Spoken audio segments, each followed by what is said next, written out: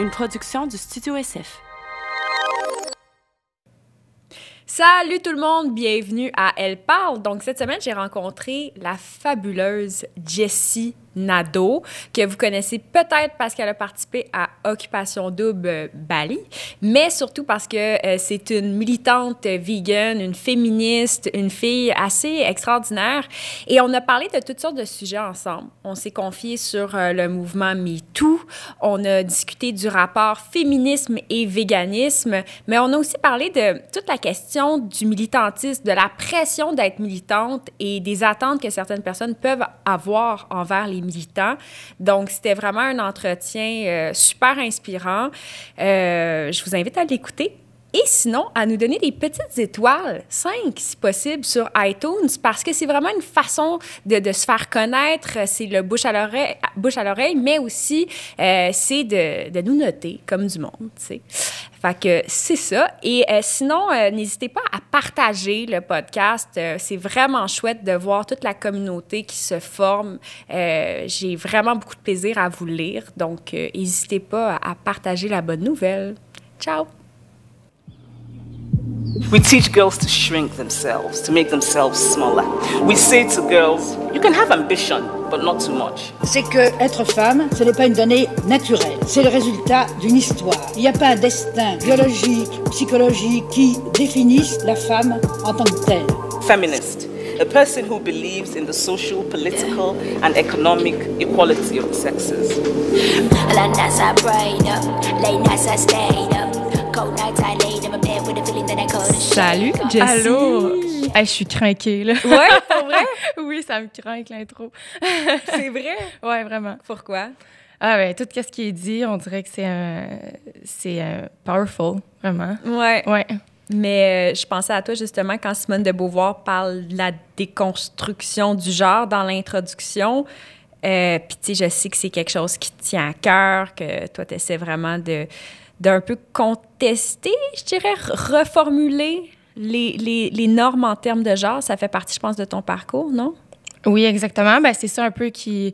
Ça a commencé comme ça que j'ai découvert que j'étais pansexuelle, en fait. C'est de voir que les genres, il n'y en a pas deux. C'est un spectre. Ouais. Puis aussi de qu'est-ce qu'on attribue à certains genres. Il y a une grosse déconstruction à ce niveau-là. Puis c'est à ce moment-là que je me suis posé des questions sur moi, comment je me voyais, mon identité. Puis aussi qu'est-ce qui m'attirait, en fait, chez quelqu'un d'autre. Ouais. Puis je veux pas, en parlant de pansexualité, tu crées un dialogue avec les gens, puis tu viens à parler des genres. Parce que, tu sais, moi, je sais pas exactement ce que c'est être pansexuel. Puis je sais qu'on te pose souvent la question, puis tu dois être vraiment tanné d'y répondre, mais en même temps, c'est pas clair pour moi c'est quoi la différence avec la bisexualité. Puis je sais que tu en parles souvent, mais c'est quoi cette différence-là, justement? En fait, la différence, c'est que bisexuel, tu peux être attiré envers plus d'un genre, puis pansexuel, c'est qu'il n'y a pas... Peu importe le genre, il n'y a pas de distinction. Tu peux être attiré envers la personne, peu importe comment elle se définit. Parce qu'une personne bisexuelle, ça ne veut pas dire qu'elle va être attirée envers toutes les personnes qui se définissent. On s'entend, là, c'est quand même large maintenant. Puis c'est ce que j'ai découvert aussi. Avant, je l'expliquais un peu plus simplement. Je disais bisexuel 2, mais c'est plus qu'un, finalement. Dis-moi si c'est clair. Ouais, bisexuel 2, OK. Ben, les deux genres, ouais, sauf que c'est pas tout à fait exact parce qu'une personne bisexuelle peut quand même être attirée envers une femme trans, tu sais. Mais écoute, pour ceux et celles qui te connaissent pas, là, si on avait à résumer ce que tu es, est-ce qu'on peut dire que tu es une militante? Ouais. Militante pour la cause LGBTQ+. Ouais. Ça. Ouais, il y a bien des lettres après, là, ouais. on dit plus. Après ça, militante vegan. Exact. Antispéciste, donc on dit. Comment qu'on formule ça? Ben, antispéciste, je pense pas que c'est tout le monde qui se définit comme ça. Il faut considérer le spécisme. Puis ça, c'est... Dans mon parcours, je me suis informée là-dessus, puis je trouvais que ça faisait plus de sens pour moi de parler de spécisme aussi. Et influenceur. En plus. Est-ce qu'on peut dire ça, influenceur? Ça te gosse-tu quand les gens te disent que tu es une influenceur? Ça me gosse pas. Je pense qu'il y a beaucoup de négatifs reliés à ce terme-là. Fait que si quelqu'un sait pas ce que je fais, puis je dis « Hey, je suis influenceur », je trouve que ça veut pas dire grand-chose. Influenceur, c'est une grande plateforme. T'influences les gens à faire quoi? À consommer quoi? Il y a bien des affaires que tu peux mettre de l'avant.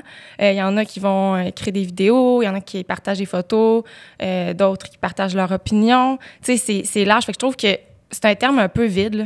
Ça veut dire que tu as une plateforme. Tu l'utilises sur Instagram majoritairement. Et de toute façon, toi, t'as influencé, mais moi, je t'ai connue, comme tout le monde, à Occupation Double Bali. Ouais. Represent. Bali. Bali, cette belle époque. J'ai l'impression que ça fait comme des siècles. Que ça fait 2 ans, finalement. Comment tu te sens 2 ans après le Bali? Hé là là! Moi aussi, j'ai l'impression que ça fait vraiment longtemps, là.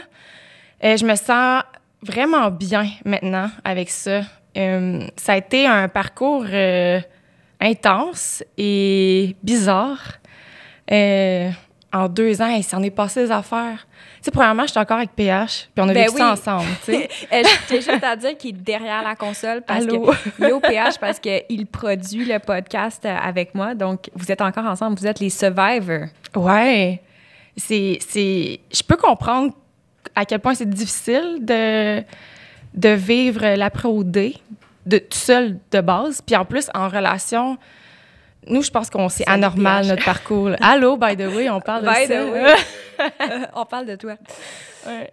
C'est pas évident, là, vivre l'après-OD. Puis les relations que tu développes là-bas, c'est dans une petite bulle.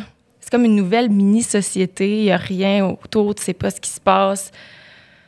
Fait que de survivre ça, je considère quasiment que c'est un exploit, là. Oui, parce que ça me semble un peu aliénant, tu sais, du regard extérieur. Je veux dire, vous faites pas grand-chose, on vous amène à comploter les uns contre les autres, vous sortez, vous avez une vague d'amour et parfois de haine. Ça doit être vraiment bizarre. Il me semble que, je sais pas, je pensais à ça puis je me disais, est-ce que t'es pas en choc un peu post-traumatique quand tu sors de là? C'est tellement intense ce que vous vivez que... Ben oui, je pense que oui. Il y a des psychologues après, c'est pas pour rien. Moi, je suis pas allée voir un psy par après, mais j'ai l'impression que j'ai copé mon après-OD en travaillant, en m'impliquant dans plein de projets. Juste travailler. Ben, travailler, c'est ça, être impliqué un peu partout, être all over the place. Il y en a d'autres qui vont sortir, qui vont tomber dans l'alcool, peu importe. Mais c'est important qu'il y ait un psy parce que c'est vrai qu'il y a cette différence-là de... Toi, tu as vécu ton expérience, l'aventure, tu le sais, ce que tu as vécu. Puis ce que les gens ont vu de ça, c'est parfois 2 mondes complètement différents. Puis après ça, quand ils s'adressent à toi, ils s'adressent à ce qu'ils ont vu à la télé, puis toi, c'est pas ça que tu as vécu. Fait qu'il y a un écart, mais tu essaies quand même d'embarquer là-dedans puis de comprendre parce que tu veux pas, ça reste que ça tourne un peu autour de ça pendant un bout après. My God. Tu sais, moi, j'avais l'impression que j'étais en dissociation des fois. Puis quand il y avait le nouveau OD après, là, OD de Grèce, j'entendais la musique au début, puis je filais pas bien, j'avais mal au cœur. C'était spécial. J'ai pas voulu réécouter les émissions non plus. On dirait que j'ai l'impression de regarder... J'ai pas l'impression que c'est moi. Je regarde un personnage, puis pas parce que je jouais, mais parce que c'est... Le montage, puis tout ça, c'est bizarre. Ouais, c'est bizarre. C'est quoi la différence, justement, entre la vraie toi puis ce qu'ils ont présenté à la caméra puis au montage, au final? Ben, ce qui est présenté, c'est le 2% de qu'est-ce qui s'est passé, là, parce qu'on s'entend, t'es filmé chaque jour, puis si t'as une activité en une semaine, ils vont montrer peut-être 5 minutes de l'activité qui a duré peut-être 2 heures. Je trouve que c'est vraiment de surface, qu'est-ce qu'ils montrent. Puis je peux comprendre. Je peux comprendre la production. Ils veulent des codes d'écoute. Ils veulent que les gens regardent l'émission. Puis ce qui attire les gens, c'est le drame ou quoi d'autre?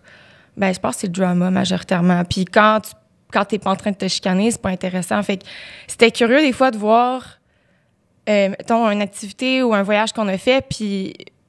les discussions qu'on a eues, c'est ça qui a fait que, qu'on a développé des sentiments l'un pour l'autre. Puis là, tu regardes, puis finalement, ils montrent juste le segment où est-ce que j'ai la main sur ses abdos. Puis là, il y a la narration de Judy Temple qui dit « Ah, elle est tombée sous le charme des abdominaux de Pascal Hugo. » T'es comme « Qu'est-ce que c'est ça? » Non!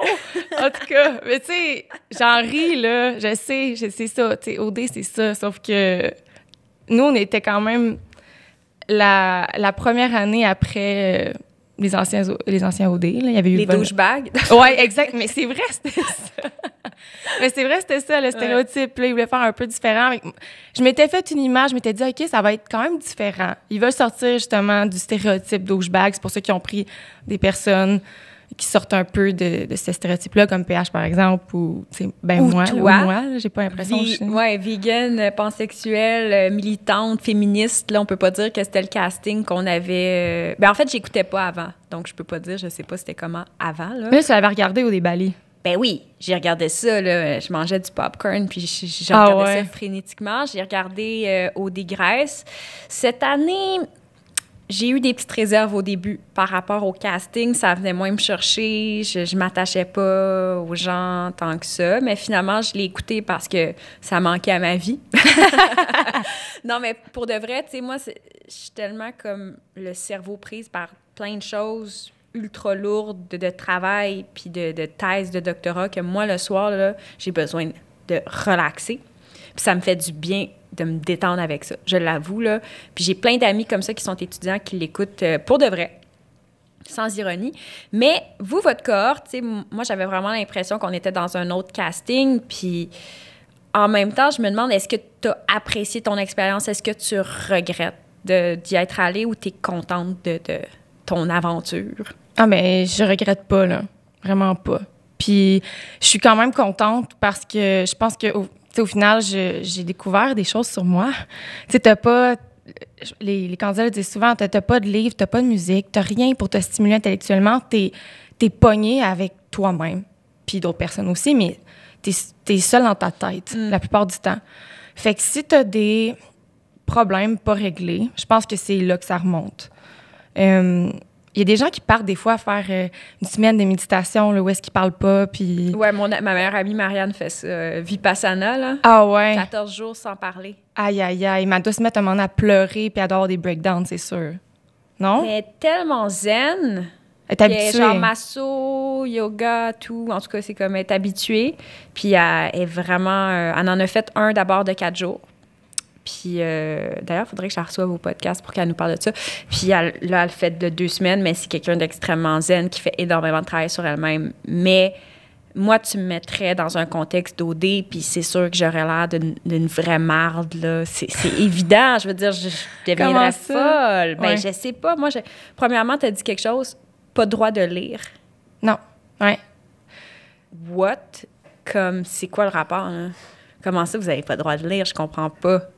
Parce que faut pas que tu trouves une distraction qui va t'amener à t'éloigner du groupe. Parce que quand tu as juste ça à faire, parler avec les autres, tu te racontes, vraiment, c'est de même que tu développes des liens. Puis aussi, tu en viens à parler de la game. C'est juste ça. C'est juste ça, l'information que tu as. Les activités, la game fait. Mais moi, c'est ça.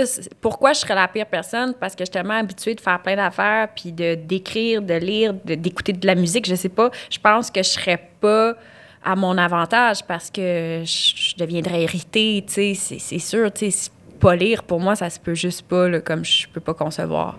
Ou pas écouter des films. Ça devait être long, là. Ben oui, mais juste à regarder ton feed Facebook, mettons, là. Ça a l'air niaiseux, mais c'est un 5 minutes où est-ce que tu vas peut-être tomber sur un article intéressant ou... En tout cas, tu vas quand même... Il y a quelque chose qui se passe, puis tu es tout le temps stimulé. Il y a tout le temps quelque chose qui arrive qui t'amène à réfléchir. Puis... Juste aussi de ne pas savoir ce qui se passe dans le monde. J'ai manqué le hashtag, moi aussi. Je sais, je me rappelle, j'avais croisé Jay après coup, puis il était comme, ah, je sais pas de quoi qu'on parle, puis j'étais comme, ben, le c'est MeToo. Fou, là, pareil. Tu sais, juste ça, tu manques, en tout cas. Ça, c'est difficile, puis t'en viens à devenir... À un moment donné, j'avais l'impression que je devenais stupide, que mon vocabulaire se détériorait avec les semaines. Ouais. D'ailleurs, parlant du MeToo, est-ce que tu y aurais participé si tu avais eu la chance d'être là à ce moment-là? Bonne question. Bonne question. Je sais pas si j'aurais été prête à en parler, mais si je pense... mon coming out, par exemple, ce qui m'a motivée à le faire, c'est de voir des gens qui l'ont fait comme Cœur de pirate, par exemple. Elle avait fait son coming out queer. Puis ça m'avait motivée à faire le mien. Fait que de voir plusieurs personnes dénoncer, en fait, écrire comme ça publiquement, qui ont subi une agression, peut-être, ouais, que j'aurais embarqué dans Vague à bien y penser, là. OK, parce que, dans le fond, tu as vécu peut-être quelque chose dans le passé qui serait ressorti à ce moment-là, puis... Oui, ben j'en avais déjà parlé à une journaliste dans le cadre d'une entrevue pour une pièce de théâtre que je mettais en scène l'année passée. Puis j'étais à l'aise, ben semi à l'aise en fait d'en parler, mais c'était passé une situation... la scène, en fait, il y avait une agression sexuelle qui se passait pendant la scène, fait qu'il fallait que je la mette en scène. Puis cette fois-là, j'ai craqué. Puis la journée, elle était là pour prendre des notes, elle devait écrire un article sur la pièce. Puis j'en avais parlé, puis elle avait utilisé ça comme titre, fait que ça m'a amené à en parler par après. Ouais. Mais puis tu sais, je pense que le MeToo, la force, c'est de dire, ben on n'est pas toute seule, finalement. Exact. T'sais, si tu le mets en scène, c'est aussi réparateur quelque part. Je sais pas si ça a eu cet effet-là sur toi. Est-ce que ça t'a aidé dans ton cheminement? Oui. Oui, avec le temps, ça m'a aidé, puis... on dirait que ça fait en sorte qu'après ça, j'ai été entourée un peu plus de féministes, de militantes qui baignent là-dedans puis qui ont pu me donner des outils pour être mieux. Puis justement, de ne pas me sentir seule, j'avais reçu beaucoup de témoignages. Puis je me suis rendu compte que c'est libérateur pour plusieurs personnes. Pas nécessairement d'aller en cours puis de voir l'agresseur en prison, juste d'en parler puis de se rendre compte que c'est quelque chose qu'on vit puis que justement, que t'es pas seule, ça aide beaucoup. C'est quelque chose que les gens comprennent pas tout à fait, en fait. Je trouve ça très facile de la part du monde, du grand public, de dire, ben si t'as été victime d'agression sexuelle, porte plainte, puis va vivre le procès, parce qu'on vit dans une société de droit, mais je suis comme, est-ce que tu sais c'est quoi vivre un procès? Est-ce que vous savez ce que c'est vivre un procès? C'est vraiment difficile, physiquement, mentalement, puis je trouve que le mouvement MeToo aura amené cette espèce de justice réparatrice-là qui n'aurait pas eu lieu, je pense, s'il n'y avait pas eu cette solidarité. Tu sais, tu parles des filles que tu as rencontrées. Je ne sais pas si tu penses à Je suis indestructible, oui. Tania, puis tu sais, Mélanie Lemay de Québec contre les violences sexuelles. Tu sais, moi, j'ai fait ces rencontres-là, puis j'étais vraiment comme inspirée de voir cette solidarité-là que tu retrouveras certainement pas devant un juge. Exactement. Ça vaut là. Plus parce qu'il y a encore trop de lacunes au niveau de la justice pour que ça vale vraiment la peine. Puis tu sais, je dis ça, je veux pas décourager personne. Là. C'est juste que j'avais participé à un colloque à Justice à l'heure de moi aussi qui avait été organisé d'ailleurs par Mélanie Lemay, entre autres. Puis ce qui est ressorti de ça, c'est que finalement, il y a tellement encore de lacunes au niveau de la justice que t'as beau aller en cours, il y aura pas... Même au niveau... Tu sais, au départ, tu commences avec les policiers jusqu'à le système de la justice. Il y a encore beaucoup de chemin à faire. Puis en attendant, si on peut se soutenir puis en parler publiquement, ça va déjà faire son chemin. Mais moi, tu sais, j'ai rien contre les acteurs du système. C'est le système qui me pose problème à plein d'égards. Puis ce qui me dérange aussi beaucoup, c'est le grand public qui décide tout d'un coup là, de dire ben ça c'est bon, ça c'est mauvais. Puis le MeToo, ça a comme généré un backlash que là maintenant c'est plus correct de parler d'agression sexuelle. Puis les victimes se font beaucoup ostraciser. Tu sais, on a parlé de l'espèce de vent émancipateur, mais elles vivent du backlash. Puis parlant de backlash, toi t'en vis aussi. Avec ton engagement, tu me racontais un peu hors d'onde que tu sais, t'as envie comme militante, je pense, qui est très affichée. Je veux dire, t'as beaucoup de gens qui te suivent. Est-ce que ça a tu payes le prix de ton engagement, finalement? Est-ce qu'il y a des gens qui... Je pense que oui, mais tu sais, on s'entend, je parle des droits des animaux, je parle des droits des femmes, je parle de bien des affaires, puis c'est sûr que j'ai envie. On me voit, je pense que, tu sais, si je lis les commentaires qui ressortent souvent, les gens pensent que je suis frustrée, que je suis peut-être extrémiste aussi. Puis ça, des fois, j'ai la misère à comprendre parce que Je sais pas si c'est parce que c'est par écrit, là, mais quand j'écris quelque chose, si j'avais à le dire à quelqu'un, je le dirais pas avec agressivité ou... ou... mon petit bébé! Ah non! Mais j'aimerais ça t'entendre aussi, parce que, justement, j'ai manqué. Sur quoi, non? Ben, t'as participé au mouvement. Oui. Ben, je peux te... Oui, c'est vrai, t'étais pas là. Ben, j'ai manqué ça. T'as manqué ça? J'aimerais ça en savoir comment toi, tu l'as vécu.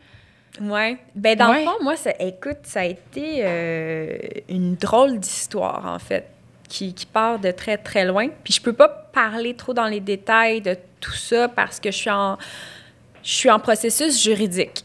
OK. Puis je peux pas en parler publiquement pour toutes sortes de raisons. Mais ce que je peux dire, par contre, c'est que quand j'ai décidé de prendre la parole parce que j'avais été victime d'une agression sexuelle dans le passé, il y a 12 ans de ça, dans un contexte de travail. Et j'ai juste décidé d'utiliser les réseaux sociaux parce que ça faisait longtemps que ça durait, puis parce que j'en avais assez, puis parce que j'avais eu de la pression de la part de cette personne-là et d'autres gens de me taire. Donc, il y a eu des comportements de la part de l'entourage de cette personne-là qui m'a amené finalement... Ben, en fait, j'ai ressenti de l'intimidation, en quelque sorte. Et j'ai décidé, tu sais, après coup, de faire, OK, ben moi, j'ai une tribune. J'ai vécu cette affaire-là. J'ai eu honte. Je me suis sentie coupable. Puis je vais saisir un peu le moment pour parler. Puis ça m'a fait énormément de bien. Ça m'a fait tellement de bien d'en parler. Parce que pendant tellement d'années, j'avais comme eu l'espèce de fardeau. Le fardeau très lourd de porter ça sur mes épaules, d'avoir honte, de me sentir coupable, alors que j'avais, tu sais, aucune raison de me sentir coupable. Puis j'avais pas à me sentir honteuse, puis à me sentir mal de ça. Et ça m'a pris vraiment tout mon courage, puis j'ai vraiment, vraiment beaucoup réfléchi avant de le faire, de parler. Puis finalement, ça a été l'une des meilleures décisions de ma vie. Ah ouais? Ouais. Ça a été le déclencheur de... Ça a été fou, genre, vraiment. Puis même la semaine passée, j'étais à Québec, puis il y a une fille qui est venue me voir, puis tu sais, qui m'a dit « Hey, merci, ça m'a donné le goût, ce que tu as fait, de porter plainte, puis moi aussi, d'aller plus loin. » Puis cette fille-là travaillait dans le milieu de la participation citoyenne, puis moi, ça s'est passé aussi dans un contexte de participation citoyenne. Et elle est allée jusqu'au bout de sa démarche, puis elle m'a dit ça, puis tu sais, pour vrai, si ce n'est que pour ça, j'ai bien fait de le faire. Parce que je comprends pas pourquoi on reste un peu dans le... Je comprends, en fait, pourquoi on reste dans le silence. Et c'est inacceptable, finalement. Tu sais, je comprends pas pourquoi on accepte le tort fait à autrui. Moi, c'est ce qui vient me chercher. J'aime pas les injustices, puis j'aime pas qu'on fasse mal aux autres. Je trouve ça inadmissible. Je vois pas pourquoi on resterait dans le statu quo. Puis j'entends beaucoup, je sais pas ce que t'en penses, mais j'entends beaucoup là, des gens qui disent « Mais on peut plus draguer, mais on peut plus rien dire. » Puis je trouve ça tellement lourd. C'est pas une question de drague ou de séduction. T'sais, c'est pas une question de dire « Je te trouve belle, tu es jolie. » C'est une question de franchir la limite. Ça n'a rien à voir avec le désir, la séduction. Qu'est-ce que tu en penses de ça? Tu trouves-tu que c'est... Ben, je suis 100% d'accord, là. Je trouve que ça, c'est une pente glissante pour essayer de montrer que si on commence à parler de consentement, on ne pourra plus rien faire. Mais le consentement, je ne sais pas si tu l'as vu, une vidéo sur YouTube, c'est T-Consent. Okay. C'est une vidéo de dessin animé. Puis c'est, dans le fond, c'est de montrer le consentement, puis c'est comme si tu faisais du thé à quelqu'un. Puis, bon, il y a plusieurs étapes. C'est quand même très clair. Puis au final, c'est que tu ne vas pas forcer quelqu'un à faire quelque chose qu'elle veut pas. Puis si la personne n'est pas en mesure de consentir parce qu'elle est trop saoule ou est endormie ou peu importe quoi, si tu respectes ça. Tu sais, le consentement, je trouve ça quand même assez simple. Puis quand c'est une question de draguer, si toi tu te dis hey, « je ne pourrais plus draguer parce qu'on parle d'agression », je pense que ta drague, c'est du harcèlement. Puis c'est toi qu'il faut qu'il te pose des questions. Ben, clairement. Puis tu sais, mon chum, on a souvent ces discussions-là, puis c'est juste normal de se remettre en question sur des gestes qu'on a eus. Puis ce que j'aime de discuter avec mon copain, c'est qu'il est souvent « oui, mais les gens qui se sentent tellement confrontés, c'est peut-être qui ont quelque chose à se reprocher, justement, parce que pourquoi tu te sens toujours confronté dès qu'on parle de ça? C'est pas de dire que tout le monde est agresseur, c'est juste de dire il y a eu des limites qui ont été franchies pendant des millénaires. À certains moments donnés, on peut-tu juste revenir à un balancier? Exact. Même moi, je me suis déjà remis en question, là. Oui? Ben oui. Tu sais, mon premier chum, par exemple, moi, dans ma tête, les gars avaient tout le temps envie d'avoir des relations sexuelles. Hein. Puis il a fallu que, tu sais, à un moment donné, je me suis posé la question, j'étais crime, peut-être que moi-même, j'ai déjà eu des comportements qui n'étaient pas tout le temps corrects parce que, selon les construits que je m'étais fait, de c'est quoi un homme, de c'est quoi une femme, ben les gars avaient tout le temps envie, puis c'est ça qu'ils voulaient, tu sais. Mais c'est pas vrai, là. Fait que tout le monde, on peut se poser des questions sur nos comportements, comment qu'on considère l'autre aussi, puis d'être à l'écoute. Moi, c'est le dialogue, finalement. Je trouve ça important, le dialogue. Puis j'ai fait une émission de Mitsu et Léa avec des gens qui faisaient du BDSM, du sadomaso, puis eux sont beaucoup dans le consentement. Ils parlent beaucoup des règles, puis de comme avant de faire l'acte, par exemple. Certains actes, j'ai assisté à un acte de brûlure sur le dos. C'était vraiment quelque chose. C'était weird. Mais je veux pas juger. C'était pas weird. C'était autre chose. Mais mettons, eux, ils sont vraiment dans le consentement. Puis je trouvais ça inspirant là-dessus. Tu sais, c'est comme, waouh, ils se parlent. Ben c'est ça te prend des mots. Si toi, ton trip, c'est d'y aller justement plus rough, ben tu trouves un safe word, puis tu vas le savoir que quand tu le dis, il faut que ça l'arrête, tu sais. Fait que c'est dans la communication. Tout est possible dans la communication, je pense. Moi, je pense que oui, même si ça choque certains baby boomers. OK boomer. OK boomer. Ma mère, elle écoute ça. Elle écoute le podcast, fait qu'elle comprendra pas toutes nos références. OK. Mais elle comprend cette référence-là. Des fois, tu sens qu'il y a comme une espèce de clash générationnel ou un clash avec ton background parce que, tu sais, tu viens de la Beauce, je veux dire, là, t'es une militante vraiment assumée. Quand tu retournes en Beauce, est-ce que tu sens qu'il y a comme une espèce de disparité? C'est sûr que je pense que je représente tout ce qui sort de la norme de la Beauce, là, dans le sens où, ben, je suis pansexuelle, je suis militante justement pour les droits des animaux. Je sens le clash. Ouais, je le ressens. Parce que je pense qu'il y a moins de diversité. Puis il y a des sujets qui sont juste pas abordés, ils sont inexistants, carrément. Tu sais, des fois, je vais parler de problématiques, puis c'est invisible. C'est invisible là-bas. Mais pour ce qui est des... Là, on parlait justement du hashtag moi aussi, mais j'ai eu des très belles discussions avec mes grands-parents, même avec ma mère, puis c'est surprenant. Ce côté-là, je pense que il est abordé. Il est abordé, c'est juste que peut-être les droits des animaux, ça, c'est plus laissé de côté, là. Mais parce que peut-être que ça les touche, parce qu'ils ont sûrement été eux aussi victimes quelque part d'abus ou... Tu sais, les abus sexuels, là, ça a marqué des générations entières, là. Ouais. Oui, je pense que c'est ça. Quand tu le vis personnellement ou tu as vu quelqu'un proche...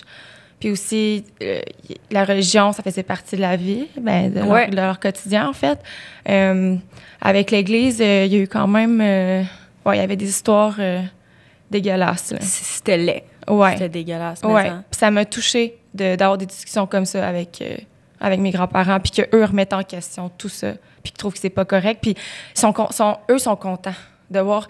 Et ce serait pas permis de militer comme nous, on le fait maintenant, puis d'en parler publiquement parce qu'il y avait des abus de pouvoir, puis ça avait l'air vraiment compliqué. Fait que de voir notre génération qui dénonce ça, ils sont juste contents, en fait. Ah oui, ils sont contents? Ouais. Ils sont pas comme, voyons, calmez-vous les jeunes, les runs. Non? Pas en tout. Pas pour ça. Vraiment pas. Ça a été le contraire. Parce qu'il y a des gens qui se sentent bousculés. Moi, des fois, j'entends des personnalités publiques parler du mouvement, moi aussi, puis, tu sais, qui sont comme, là, calmez-vous. Mais en même temps, moi, je trouve que c'est sain. C'est sain qu'on avance. Mais toi, t'as dû le vivre, peut-être? T'as dû recevoir beaucoup de commentaires? Extrêmement positif sur le coup. OK. C'est juste que moi, j'ai eu beaucoup de relents après de personnes d'autorité, je dirais, des gens qui sont bien aimés publiquement, des gens plus âgés, que je nommerai pas. Bon, je peux en nommer une, là, mettons Denise Bombardier. Ou autres, tu sais, qui sont comme, toi, t'es puritaine. Je me suis fait dire que j'étais puritaine par Denise Bombardier. Puis que je comprenais pas là, les rapports hommes-femmes et que j'étais justement dans un espèce de dogme. Alors que ce qu'on dit, c'est des abus sexuels. Moi, j'ai vu des gens autour de moi qui ont été abusés sexuellement par le patron, par des gens de pouvoir. Je trouve ça juste inacceptable. Ça n'a rien à voir avec le puritanisme, tu sais. Je comprends pas. Mais c'est là qu'on voit le clash, là. C'est ça. Puis nous, on n'accepte pas ça. Non. Mais j'avoue qu'il y a quand même des clashs comme ça, des relations hommes-femmes que voyons, là, reviens-en, c'est pas grave. Ben oui, c'est grave. Ben, je m'excuse, mais un patron qui pogne le cul d'une petite étudiante, ça marche pas. C'est pourquoi on accepterait ça? Ouais. Je pense que cette génération-là aussi, c'est quand la personne est aimée du public ou est aimée du village. Ou... Là, par exemple, ils vont être contre toi si tu dénonces. C'est ça, je pense que c'est là le plus gros clash peut-être. Si c'est le plombier, c'est pas grave, là, qu'on connaît pas, là, ça nous touche pas. Mais si c'est le maire du village, attention. Oui, exact. C'est là que ça va choquer, je pense. Puis là, on va se faire traiter de salope. Puis de traîner. Moi, je me suis fait traiter de salope par des gens importants, puis j'étais comme, ah ouais, OK. C'est curieux quand même, ça. Non, mais c'est vrai, tu sais, on se fait des... Est-ce que ça t'arrive, ça de vivre un peu de slut-shaming ou... Ben oui, je l'ai vécu. Puis c'est un peu pour ça aussi, peut-être que ça a été long avant que je me rende compte que j'étais pas coupable de ce que j'avais vécu. Parce que j'avais intériorisé que si ça m'arrivait, ça devait être parce que je dégageais ça. Je devais être une culotte, une salope. Puis c'est du double standard parce que... Puis c'est là, ça l'a fait un peu boule de neige, c'est que... Ça, c'était juste la pointe de l'iceberg, là, dont l'agression que j'avais vécue, qui était la pire, entre guillemets. Mais après ça, j'ai remis en question, je me suis dit, crime, dans le fond, il y a d'autres formes d'agression que j'ai vécues aussi, mais c'était juste normal, on dirait, dans la dynamique de groupe. Puis parce que c'est un ami, puis de toute façon... si tu commences à chialer contre ça, il va dire que, ben non, c'est elle qui a voulu ça, c'est une slut. Fait qu'on dirait que peu importe qu'est-ce qui arrivait, je sentais que je perdais. Fait que t'es mieux de rien dire, mais là, j'avais intériorisé, en fait, ça, le fait que... On l'a intériorisé beaucoup. Ouais. Fait qu'on se sent coupable, puis après ça, quand tu dénonces, ben, tu te fais traiter de même pareil, tu te fais traiter de salope pareil. Puis c'est un peu la culture du viol, tu sais.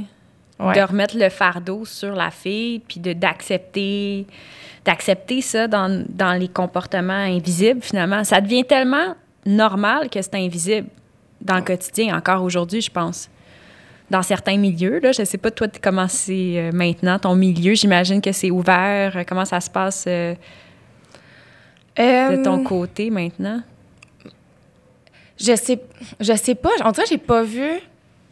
J'ai vu une amélioration, mais depuis, justement, le hashtag moi aussi, il y a eu de l'éducation au niveau de par rapport à la culture du viol, mais concrètement, je sais pas si j'ai vu tant de changements que ça. Ah ouais, hein? Ouais.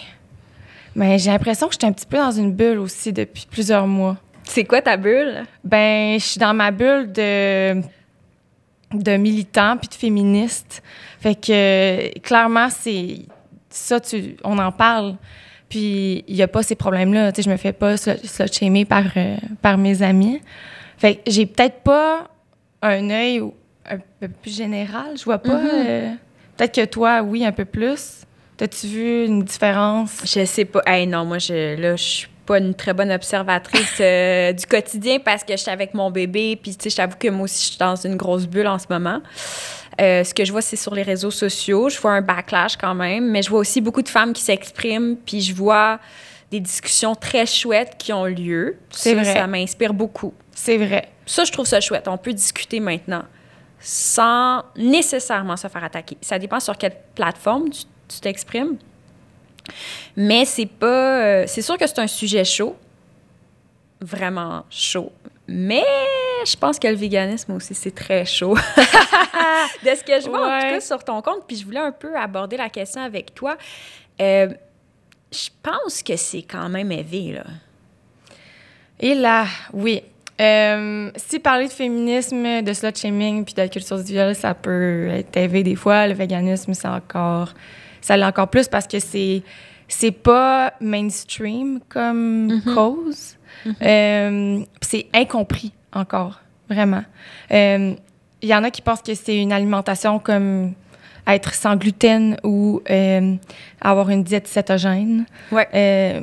Puis au final, c'est un mouvement antispéciste pour le droit des animaux, là, qui essaie de diminuer l'exploitation animale du mieux que tu peux le plus souvent possible. Fait vu que c'est incompris, puis qu'il n'y a pas assez d'informations là-dessus, ça amène beaucoup plus de préjugés. Puis quand tu comprends pas la cause, tu comprends pas pourquoi la personne elle parle de ça. Fait que t'es loin, elle gosse en bain. Pourquoi qu'elle parle de tofu, là? Par rapport, là. Genre Mathieu Bock-Côté versus Émeric Caron. Ah! T'as-tu vu cet échange-là? Non, mais je connais les deux, là. Il veut intervenir, il est derrière l'écran, puis il est comme, c'était lourd, là. Ça, c'est la preuve de Mathieu Bock-Côté qui parle à travers son cul sur tellement d'affaires. Là. Ah, c'était... Là. C'est juste un débat ridicule dans lequel Émeric Caron finit par juste s'en aller. Ah, il s'est levé puis il est parti. Oui, mais en fait, juste pour revenir un peu sur ce débat-là, c'est que Mathieu Bock-Côté ramène les arguments naturalistes entourant genre la viande. Donc, l'appel à la tradition, c'était... Ben, il n'a pas dit grand-chose non plus, là, au bénéfice du doute de monsieur, mais c'était beaucoup comme... l'argument de oui, mais la viande, c'est bon parce que ça fait partie de la tradition puis de nos normes. Et beaucoup la religion aussi. Là. Ouais. Il compare le véganisme à une religion, puis c'est ça qu'il critique, mais ça... Oui, puis Émeric Caron est comme, mais au contraire, les arguments vegan, c'est axé sur des faits scientifiques, sur la science, sur... On vit dans le contexte dans lequel on vit avec les changements climatiques, donc c'est aussi un souci environnemental. Donc là, il a amené ça, mais bon, je vais pas casser je vais pas prendre trop de temps pour parler de ça, mais ce que je voulais dire, c'est... Ça semble jouer dur quand même, ce terreau fertile d'arguments et de backlash. Bien, pour faire un parallèle avec tantôt, je pense que quand que ça te touche personnellement, si, mettons, toi, tu sais que tu es quelqu'un qui ne considère pas le consentement ou qui a des comportements problématiques, bien, l'affaire avec les droits des animaux, c'est que c'est 3 fois par jour. C'est au quotidien que les gens vont consommer, encourager l'exploitation animale. Fait que, en se sentant attaqués personnellement dans leur identité. Il y en a qui c'est leur identité. Ils ne se verraient pas changer d'alimentation, changer de comportement parce que c'est le même qui se définissent. Puis, pour se défendre, ils vont faire des gymnastiques, ils vont essayer de trouver n'importe quelle raison, en fait. Puis même si c'est pas tout le temps cohérent. Puis, quand ça touche personnellement, ben là, ça enflamme les débats pas mal plus. Beaucoup de sophismes, en fait, ouais, entourant les arguments anti-vegan. Et moi, je le dis, je fais mon coming out, je ne suis pas vegan, mais je respecte vos arguments, puis j'aimerais adhérer à ça. C'est juste, éventuellement, peut-être, là, je plaide coupable. Faudrait que je m'y mette, tu sais, honnêtement. Toi, pourquoi t'es vegan? Ben, tout d'abord, c'est pour les animaux. C'est ce qui m'a motivée, l'éthique animale. J'étais devenue végé. Ben, ça m'a pris plusieurs années. J'ai fait une transition de 3 ans avant de devenir végane. C'était ça, c'était la cruauté animale. Puis c'est quand même drôle parce que j'ai grandi en Beauce, tu sais. Fait que, veux pas, j'étais entourée de fermes. Je baignais là-dedans. T'étais peut-être en réaction à ça? Oui, peut-être. J'étais frustrée, en fait, de ne pas avoir été mise au courant de ça. Justement, je me disais, crime, j'ai grandi entourée de fermes. Il y avait des abattoirs pas si loin de chez nous. Puis jamais on m'a expliqué comment ce que je mangeais en ce moment dans mon assiette avait été fait. C'était quoi le processus. Puis c'est ça. Moi, c'est ça qui m'avait fâchée. Puis aussi, ce que j'ai vu, je me disais, moi, je pourrais pas faire ça. Je pourrais pas... Fait comment je vais être à l'aise après de payer quelqu'un pour le faire? C'était incohérent pour moi. Fait que ma réaction, ça a été de trouver des alternatives où est-ce que je pourrais être mieux que d'accorder mes actions à mes valeurs, parce que ça, c'était pas mes valeurs. Puis d'ailleurs, c'est pas dans les valeurs des gens, là. Ben non!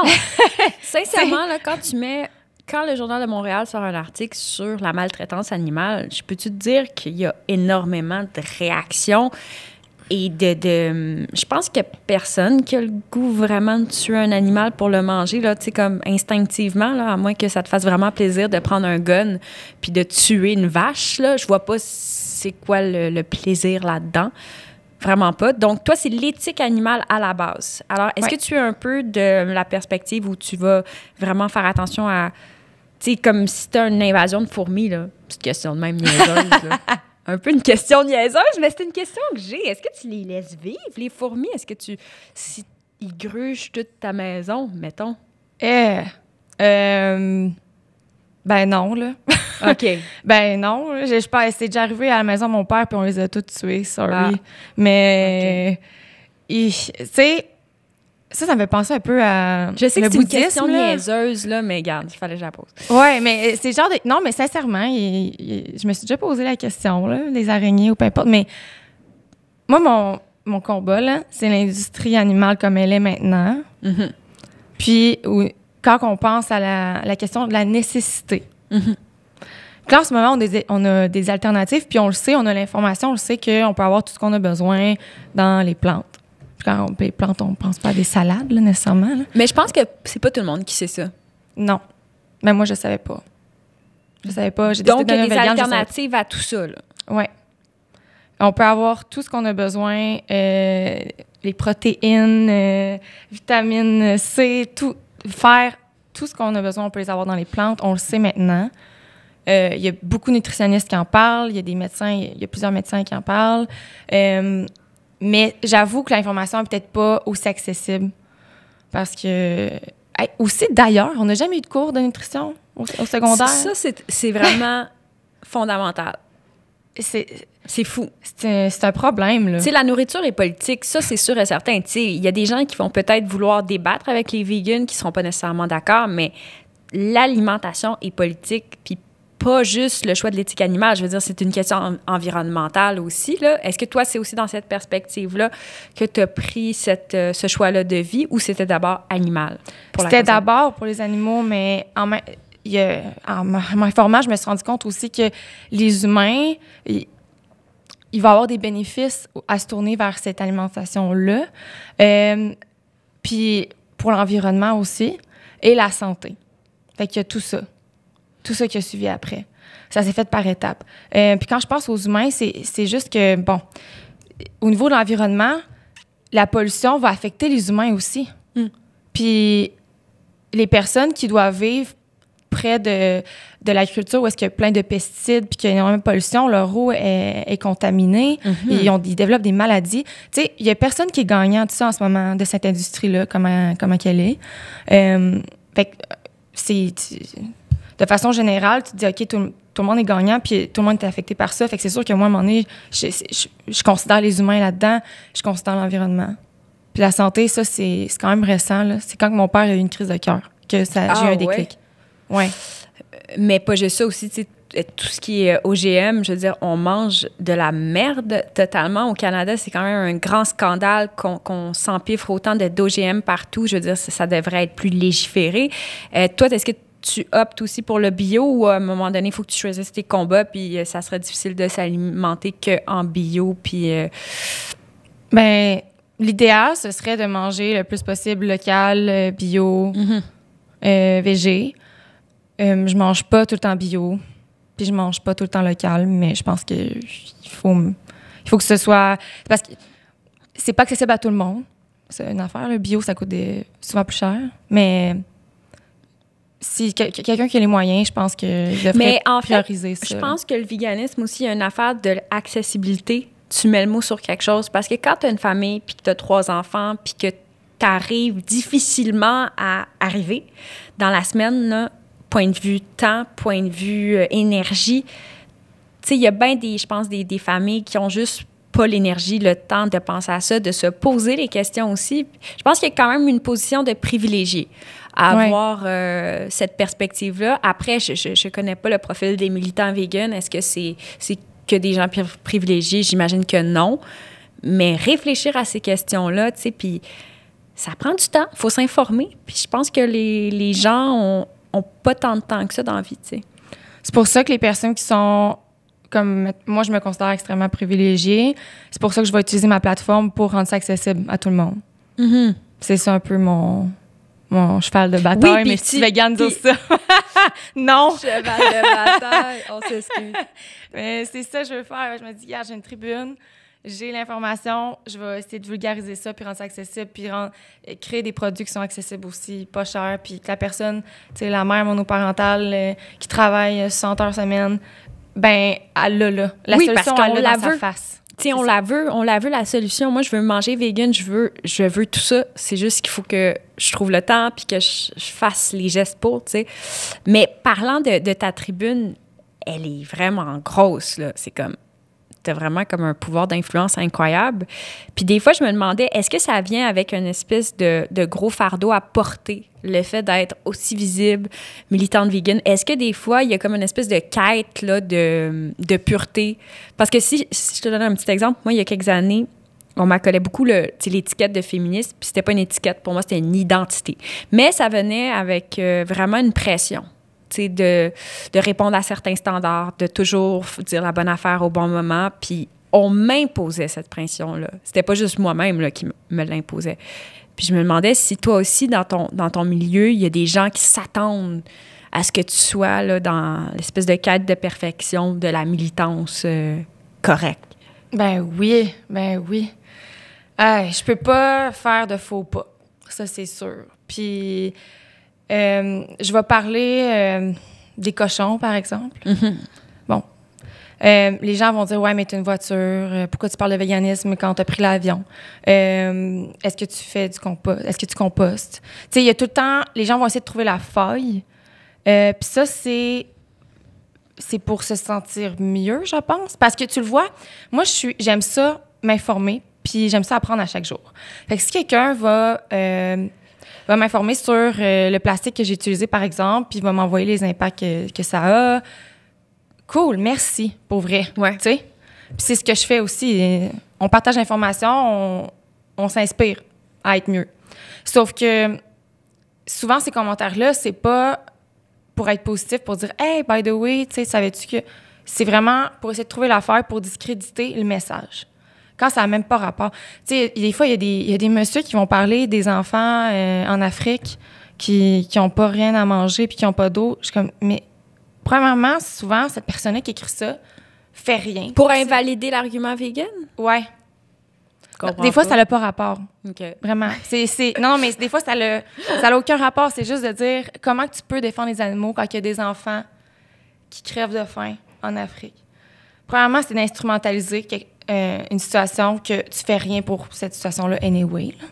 C'est une fausse comparaison. C'est un autre beau sophisme, monsieur. Ouais. Beau sophisme. Ça, c'est souvent ça. Les commentaires, ça défile. Puis, c'est ça. C'est pour être plus confortable avec sa conscience. Tu sais, au lieu de se questionner, de dire, moi, OK, ça, qu'est-ce que je peux faire? Si ça me fâche en ce moment, ce qui est dit... Qu'est-ce que je peux faire concrètement pour que ça soit moins pire ou que ça soit mieux pour ces animaux-là? Mais je vais parler des enfants. Ça n'a pas... C'est weird. Mais sérieux, ça revient comme... Cette comparaison-là, oui, elle revient souvent. Ben non. C'est pour ça que je l'ai dit, c'est elle qui revient souvent, oui. Les enfants ridicule. Qui meurent de faim. C'est comme les féministes paraîtraient qu'on haït les hommes. Non, mais c'est toujours des arguments qui reviennent, mais qui sont pas fondés. Qui sont pas très bons non plus. C'est pas des très bons arguments. Non. Contre-arguments, mettons qu'on aurait vu mieux. Mais c'est quoi les autres commentaires que tu reçois qui reviennent le plus? Ben sinon, ça va être que je suis pas zéro déchet, que j'ai une voiture. Ensuite, c'est quoi les autres? Ben, c'est sûr que... Bon... Il y a des commentaires, souvent, c'est écrit par des gars aussi, que tu sais, mangeuse de graines ou... Attends un peu. Mangeuse de graines. Ouais. Elle est drôle. Ouais. Toi, là, si tu m'entends à la maison, là, elle est fucking pas drôle, ta joke. Ouais. C'est... Non, mais what? C'est malaisant, là. Mangeuse de graines. Ouais. Ça, c'est comme le monde qui dit à Manon Mancé, « C'est un homme! C'est comme, non, arrêtez, là, ça marche pas. Ça, tu réponds « OK, boomer », là, quasiment. T'as pas le choix, là. C'est pas si drôle. Ben, c'est un peu drôle. Mais c'est pas drôle, mais en tout cas. T'as-tu d'autres affaires comme ça? Hey, j'en ai-tu d'autres? Ah, ben, brouteuse de gazon, tu sais, tout le temps ramener à ce que tu manges du gazon, tu sais. OK, ça, c'est intéressant, dans le fond. On te ramène à ta sexualité. En plus, ouais. Est-ce que tu penses qu'ils diraient ça à des gars vegan, genre brouteurs d'herbe? Eh boy, non! Je pense pas. Mais les gars vegan, ils vont peut-être se faire traiter de gay. Il y a beaucoup de masculinité toxique. Tu sais, la viande, on dirait que c'est un symbole de mâle, de masculinité, de mâle viril. Le barbecue. Ouais, exactement. Tu sais, puis ça, t'es un vrai gars. Quand tu mets ton steak, tes ribs, ça, c'est ça, t'es un vrai gars. Boys don't cry, puis genre le barbecue. Exactement. Tu sais, t'as l'image. Hein. Fait que là, quand tu parles de recettes de tofu, quand t'es une femme, ben là, ils vont dire, tu sais, bon, brouteuse de gazon, whatever, ils vont avoir des calls de même. Mais quand t'as un homme, il va y avoir un questionnement quand t'es-tu vraiment un homme viril, tu sais? Voyons. Ça, c'est incroyable. Ça, c'est incroyable. Parce que il y avait Élise Desaulniers, qui est, je pense, présidente de la SPCA. Ouais. Elle a écrit plusieurs livres sur la question, puis c'est elle la première qui m'a fait voir le lien entre féminisme et véganisme. Puis j'ai l'impression que dans l'espèce de rhétorique de comme c'était bien mieux dans le temps, les femmes à la maison, les hommes travaillent, et c'était donc bien meilleur dans le temps quand on mangeait de la viande puis qu'on se faisait pas chier avec le tofu. J'ai l'impression qu'il y a comme un appel à la tradition dans les deux cas. J'imagine qu'il y a comme des liens à faire entre ces deux perspectives-là. Toi, t'en fais-tu des liens? Ben oui, j'ai commencé à en faire surtout récemment. J'avais vu un documentaire où est-ce qu'il y avait un segment avec Carol J. Mon Dieu, Comment Adams. elle s'appelle? Carol J. Adams. Ah oui. Ça se peut que, tu sais, je sais pas son nom comme il faut. Mais elle fait des parallèles, des parallèles comme ça, puis elle montre comment c'est interrelié, l'oppression des animaux, surtout des animaux femelles, et l'oppression des femmes dans l'aspect de publicité. Mm-hmm. On voit des publicités, c'est une femme en bikini qui mange un burger, puis là, elle est vue comme un objet, carrément. Mm-hmm.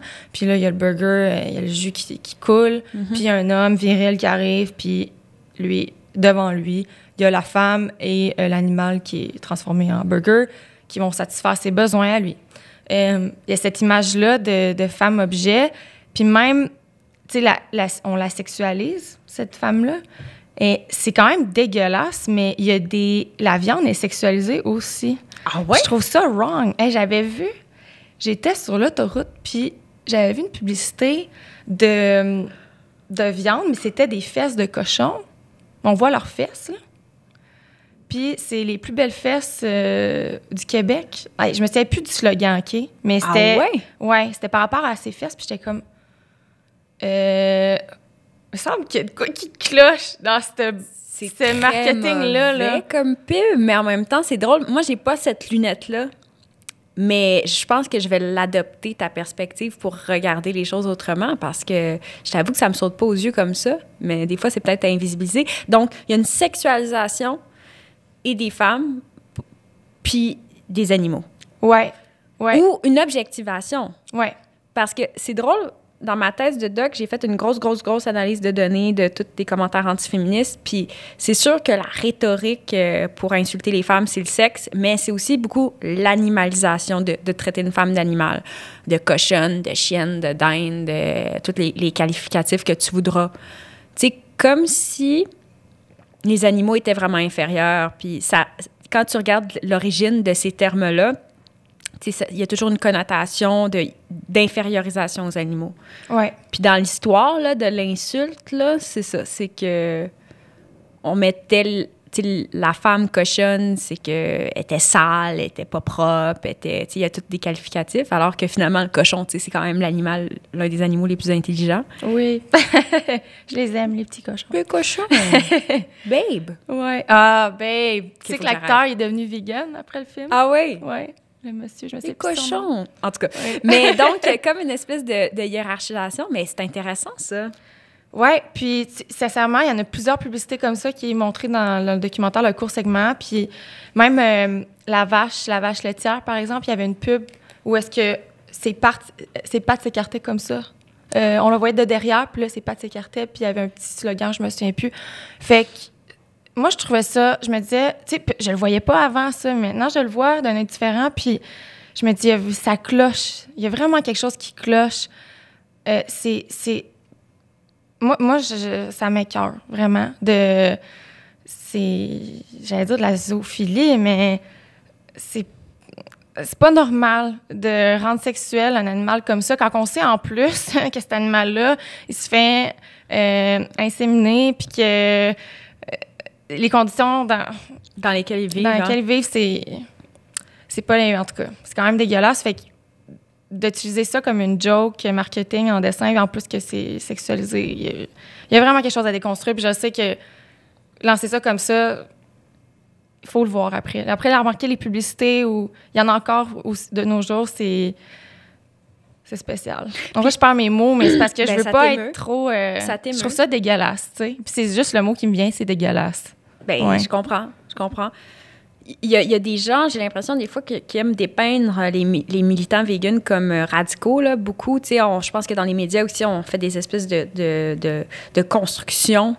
Par exemple, un militant vegan a attaqué un boucher ou je sais pas trop, là, j'ai vu ça passer, tu sais. Puis je me demande si c'est vraiment le cas ou si on crée vraiment une grosse histoire avec un individu. Toi, comment tu le ressens? Est-ce que tu sens qu'il y a quand même une certaine...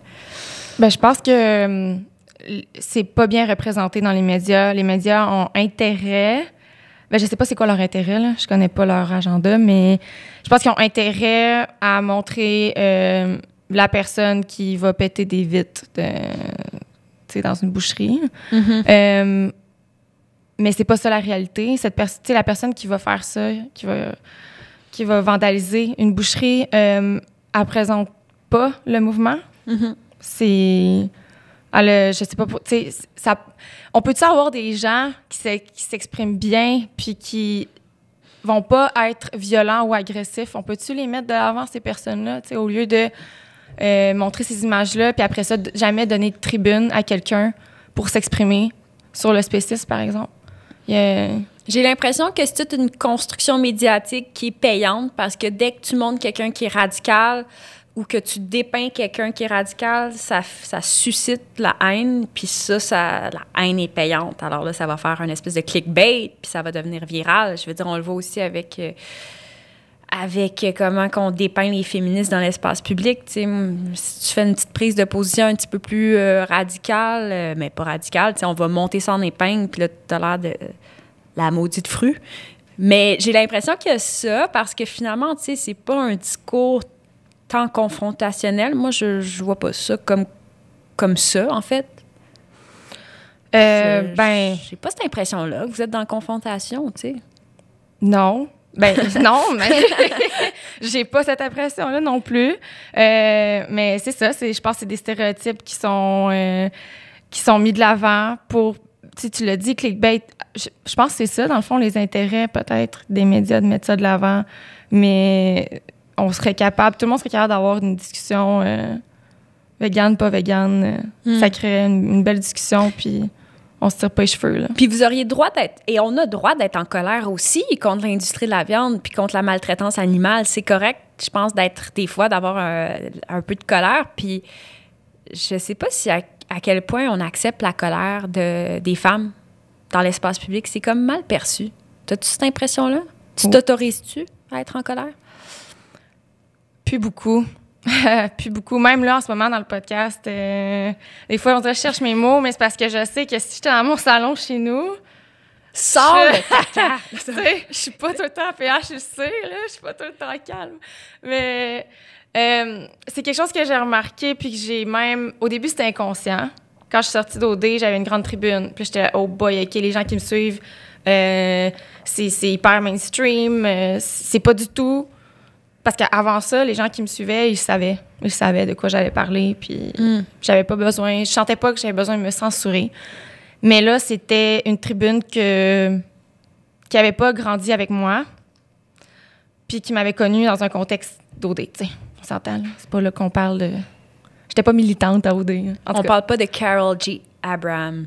Ah, c'est ça son nom, Adams. Adams, excusez. Excuse, Carole. Carole pour les intimes. Ouais, je comprends. Donc là, c'est... Ouais, là, c'est nouvelle tribune, nouvelle façon de m'exprimer. Est-ce que j'ai changé du tout au tout? Non. Mais je faisais attention. J'ai appris à canaliser. Ça, c'est une affaire. Ça, juste pour moi-même, là. De canaliser ce sentiment-là de colère ça explose quand je vois de l'injustice. Puis pas juste pour les animaux. C'est quelque chose qui vient me chercher. Je pense que c'est ce qui fait que je suis comme je suis. Mm-hmm. Ça vient me chercher. Puis là, moi, au lieu de faire, OK, je vais faire comme si j'avais rien vu, puis je vais continuer ma vie en ignorant complètement ça. Non. Moi, il faut que je m'implique pour changer les choses. Mais au lieu d'être en colère, parce que, premièrement, c'est un système. Il ne va pas changer du jour au lendemain. Ça, il faut que je l'ai compris, là. Mm-hmm. Pour pas tomber en dépression non plus, parce que, justement, tu es tout le temps en colère puis tu vois les choses qui ne changent pas. Le canaliser en, OK, qu'est-ce que je vais voir les solutions. Je vais mettre mon énergie là-dedans. Je vais essayer les petits changements. Je vais les célébrer. Puis, canaliser cette colère-là... je sais pas si tu comprends ce que je veux dire. Je comprends canaliser. Je comprends. C'est dire, OK, je vais écrire un livre. OK, je vais faire un documentaire. Je vais faire quelque chose avec ça va me driver. Ça va être ma drive, ça va être mon feu intérieur. Puis ça va être positif au final, au lieu que ça me détruise. Exact. Mais je comprends parce que moi aussi, j'ai été dans ce processus-là parce que je suis une fille qui est à la base colérique. Je vais le dire, tu sais, des petites colères et une fois de temps en temps. Je me sens mieux que tu dises ça. Non, mais moi, des fois, je suis en tabarnak. Mais j'essaie de le garder pour moi, tu sais, de plus en plus. Parce que je me suis rendu compte que ça servait comme pas à grand-chose pour moi d'être dans cette posture-là. Et dans mon adolescence, j'étais vraiment comme un peu plus assumée là-dedans, dans cette colère-là. Puis, à un moment donné, ça me faisait pas du bien, personnellement, d'être toujours en colère. Même que je devenais un peu dépendante à ce sentiment-là qui est passager, mais quand même. Et j'ai canalisé ça aussi parce que j'avais besoin de positif dans ma vie. Puis quand j'ai donné naissance à mon garçon, j'ai comme vraiment appris à me contenir, à me calmer, puis essayer d'être dans une autre posture parce que j'avais plus trop envie de stresser. C'est juste que la négativité, ça a tellement fait partie d'une partie de ma vie. Quelque part, c'est un moteur que là, j'avais comme le goût d'être plus dans le positif, vraiment. Puis tu parles de fatigue un peu militante, là, pour pas tomber en dépression. Ben moi, ça a été ma solution parce que, tu sais, il y a ça, mais il y a aussi, tu sais, tout le fardeau qui vient avec, là, d'être toujours dans l'espèce de revendication, là. En même temps, par contre, je veux nuancer, moi, j'aime ça qu'il y ait d'autres femmes qui soient en colère, puis je trouve ça plate que quand une fille exprime le moindrement un désaccord, on la traite de folle, frustrée, tous les mots hystériques. Ça, je trouve ça plate qu'on reçoive pas mieux cette colère-là. Moi aussi. Ça, tu sais, l'indignation des femmes, je la célèbre. Puis l'indignation, en général, je la célèbre aussi, tu sais, pourquoi pas. Quand ça tombe dans les insultes, par contre, moins, là, ça me gosse un peu. Mais ça a été... vraiment, pour moi, c'est ça, une espèce de volonté de transformation. Parce que c'était une question de survie. J'étais fatiguée, tu sais. Mais moi aussi, je pense que ça a été ça. Toi aussi? Oui, ça a été ça. Puis j'ai été confrontée à des proches autour de moi qui sont tombés en dépression, qui ont été en burn-out, puis que ça allait plus du tout, là. Puis là, j'étais comme, OK, c'est parce que c'est pas viable sur le long terme. On a besoin Si on veut changer les choses, faut qu'on soit capable, faut qu'on soit bien, faut prendre soin de notre santé physique et mentale. Puis il y a des militants, même des militantes féministes aussi, ils se donnent tellement pour la cause qu'ils oublient de prendre soin d'elles. Puis finalement, pendant que tu es en dépression pendant 1 an, t'es pas là, tu sais, pour utiliser ton énergie. Il faut apprendre à dire non aussi, parce qu'on reçoit beaucoup de demandes.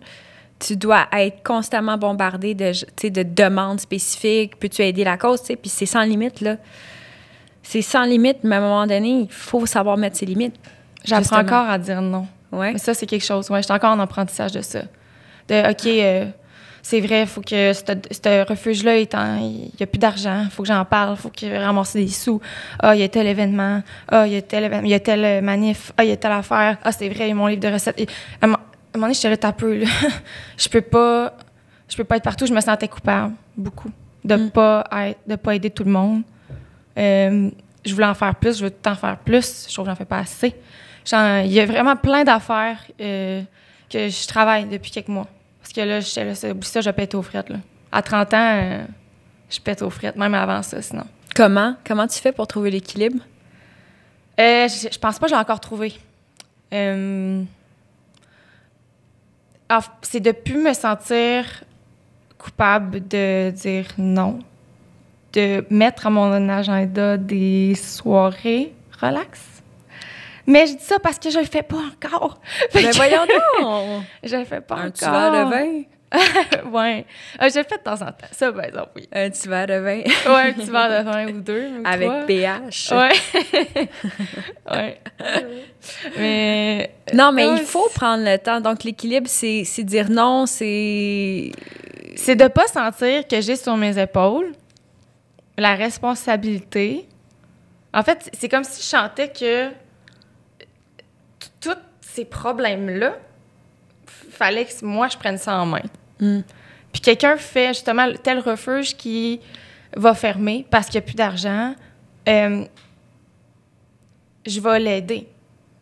Mais il y en a 10 autres refuges qui m'ont écrit, mettons. Fait que là, c'est de pas me flageller puis me taper sur la tête si je suis pas capable de sauver tous ces refuges-là.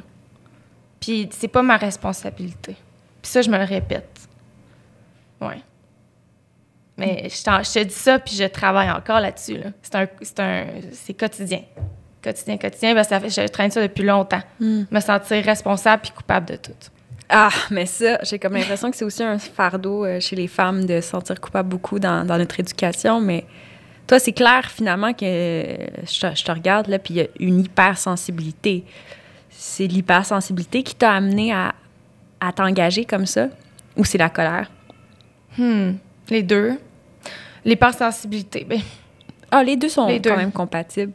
Les deux. Parce que l'hypersensibilité, c'est ça qui m'a amené... Je sais pas comment le décrire. Je suis capable de me mettre à la place des autres. J'ai la compassion. Puis le sentiment de colère face à cette injustice-là me donne envie de me lever puis de faire quelque chose. Fait que c'est un mix des deux. Oui, parce que ça prend la fois de la force, mais de l'empathie, fondamentalement. Ouais. Puis là, j'entends mon fils qui pleure, donc il va falloir que je te laisse là-dessus, mais on pourrait parler des heures, puis c'est tellement intéressant de t'entendre. Ouais, merci. Qu'est-ce que tu nous souhaites collectivement pour l'avenir?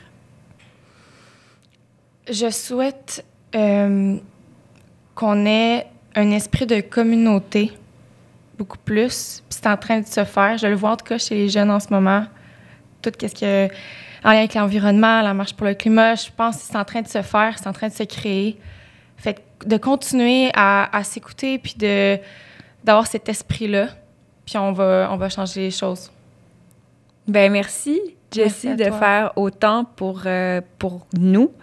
Puis écoute, c'était très, très, très agréable comme rencontre. Bien, merci. Merci. Merci beaucoup. J'aurais poursuivi ça, mais il est 14h15, puis mon fils, Mais j'ai l'impression que ça a duré en 5